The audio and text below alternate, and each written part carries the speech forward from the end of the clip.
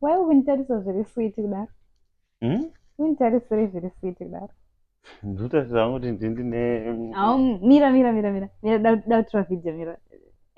Charity. What wouldn't that is very that post Facebook. ndotarisira kuti ndine Baby.